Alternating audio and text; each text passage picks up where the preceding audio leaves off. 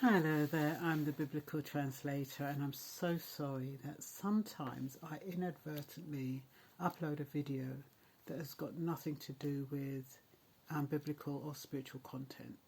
It's because I'm running two channels concurrently.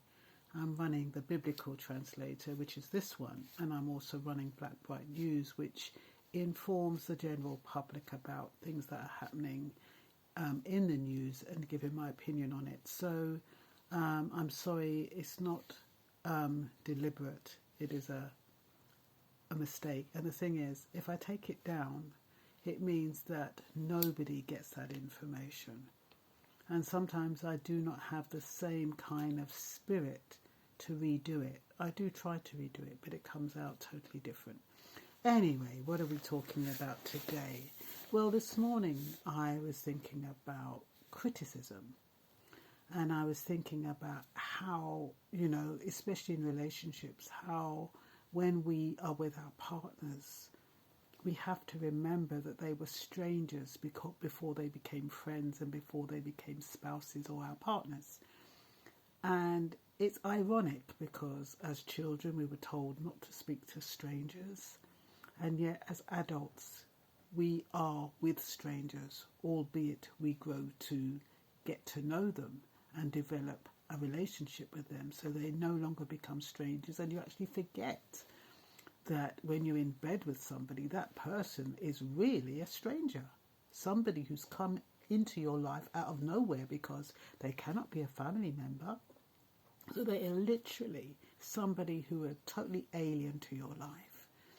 And then in taking in these strangers, we tend to look at them based on our own values, our own morals, our own code of ethics.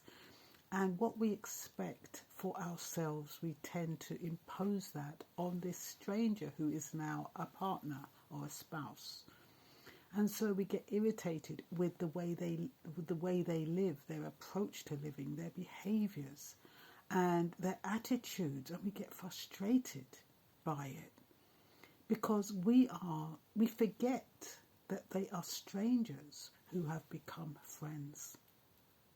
And because of that, if they throw down socks, or if they don't wash out the sink after them, or if they don't do they leave the toilet lid up, or if like with men, if they wear different wigs, or if they wear makeup, or if they don't wear makeup, or if they put on weight, all of these things we criticize about these strangers who we have forgotten are strangers because we're living with them, we're sleeping with them, we have actually established a relationship with them.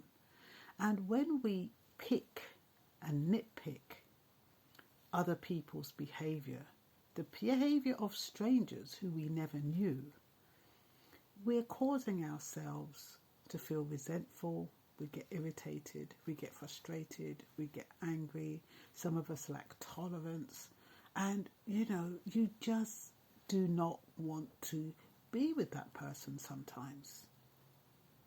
But it's about, I'm always saying, when you have a relationship built on love, and I'm not talking about romantic love, I'm talking about a love that is beyond words, but a love that protects you from harm, a love that gives you peace, because that kind of love is about acceptance, regardless of an individual's habits, sexual orientation, disabilities, whatever it is. It's about full acceptance of that individual. And similarly, when you're in a relationship, it's about having full acceptance of that individual. That doesn't mean that a person must take advantage, but if you are with a righteous person, that person isn't going to take advantage anyway. That person is going to be very self-conscious. They're going to know what being considerate means. A lot of times what we pick up on with our partners and our spouse is lack of consideration, key things that mess up relationships is lack of consideration and taking someone for granted.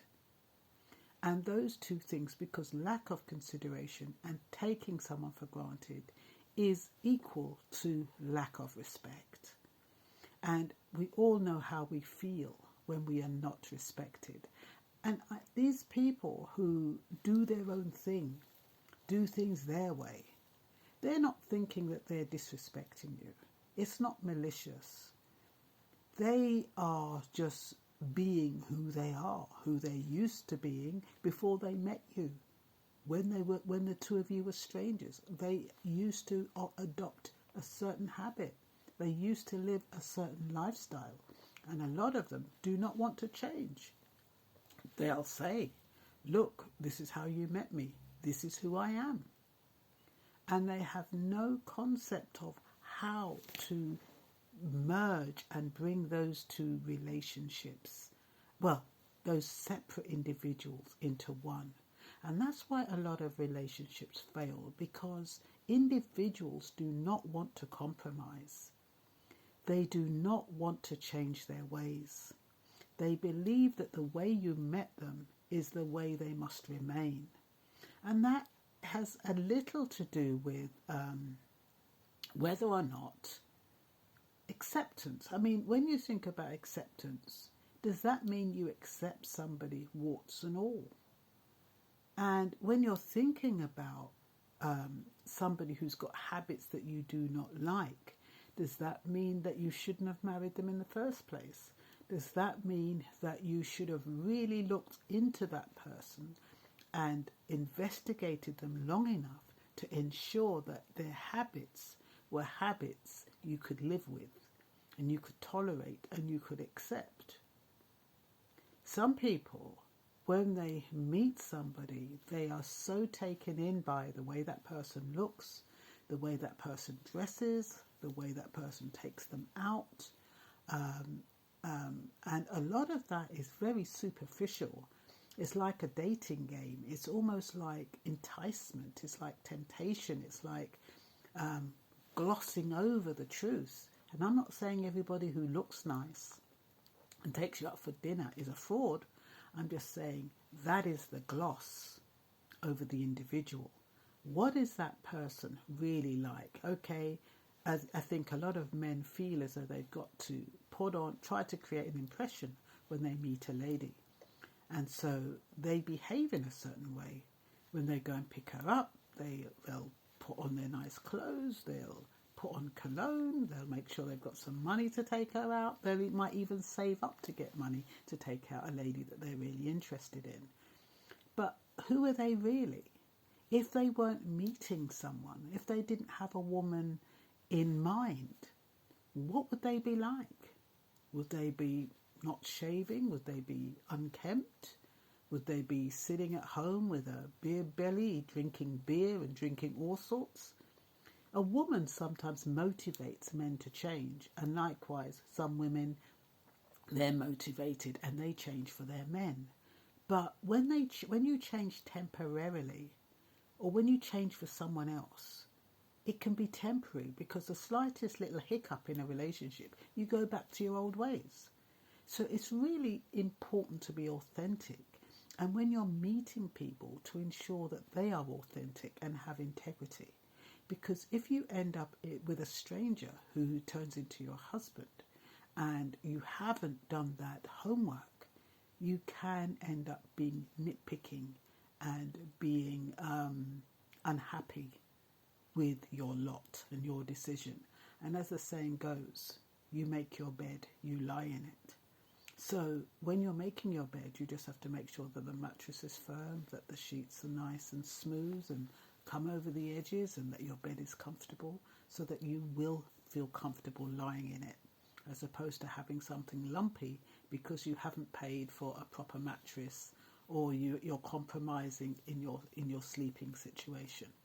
So I just think that when you're thinking about relationships, just remember that they are strangers, or were strangers at one point in your life. And so a lot of compromises need to be made in order for that to work. And that's all I've got to say for now.